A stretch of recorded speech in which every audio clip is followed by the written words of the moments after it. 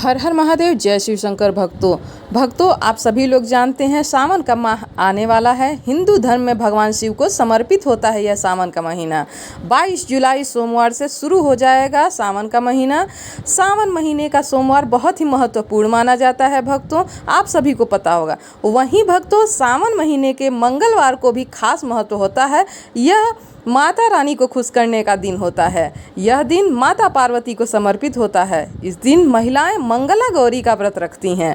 इस बार सावन के पहले दिन भोलेनाथ और दूसरे दिन गौरी माता का विधि विधान से पूजा अर्चना की जाएगी।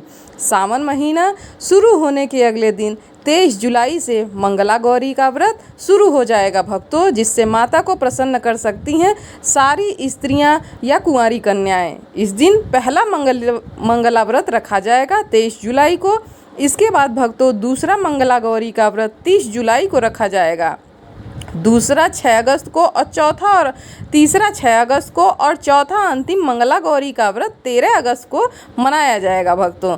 इन सभी दिनों में मां पार्वती की विशेष तरह से पूजा अर्चना की जाएगी।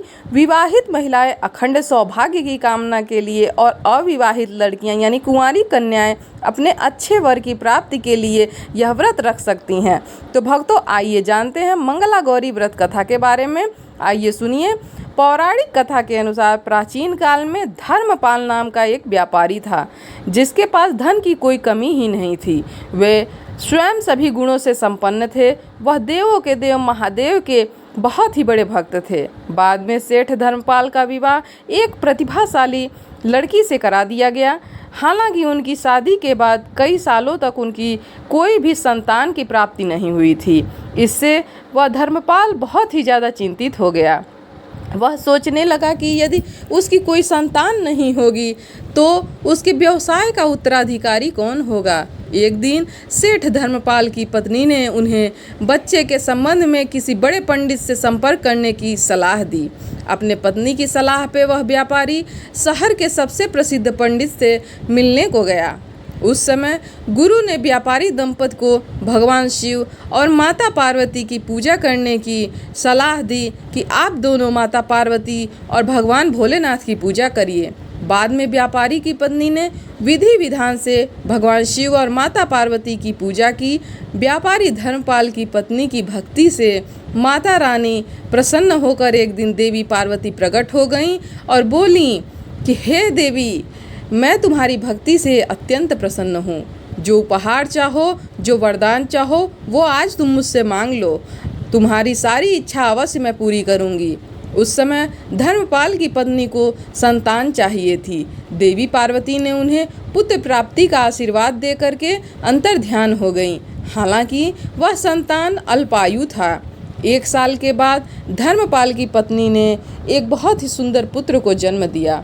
जब पुत्र का नामकरण हुआ तो धर्मपाल ने ज्योतिष को देवी पार्वती के वचन के बारे में बताया। तब ज्योतिष ने धर्मपाल को अपने पुत्र का विवाह मंगला गौरी व्रत करने वाली कन्या से करने की सलाह दी कि जो कन्या मंगला गौरी का व्रत करती हो उसी से उसकी शादी की जाए। ज्योतिष की सलाह के अनुसार सेठ धर्मपाल ने अपने पुत्र का विवाह मंगला गौरी व्रत करने वाली एक कन्या से ही किया। लड़की के पुत्र प्रताप से धर्मपाल का बेटा मौत के चंगुल से मुक्त हो गया। वह अपने सुहाग की रक्षा की, क्योंकि मंगला गौरी का व्रत करती थी। माता रानी उसके सुहाग की रक्षा की थी। हर हर महादेव। जय शिव शंकर। भक्तों वीडियो पसंद आए तो लाइक और शेयर करिएगा। चैनल पर नए हैं तो सब्सक्राइब कर लीजिएगा और कमेंट में जय माँ गौरी लिखना ना भूलिएगा। हर हर महादेव।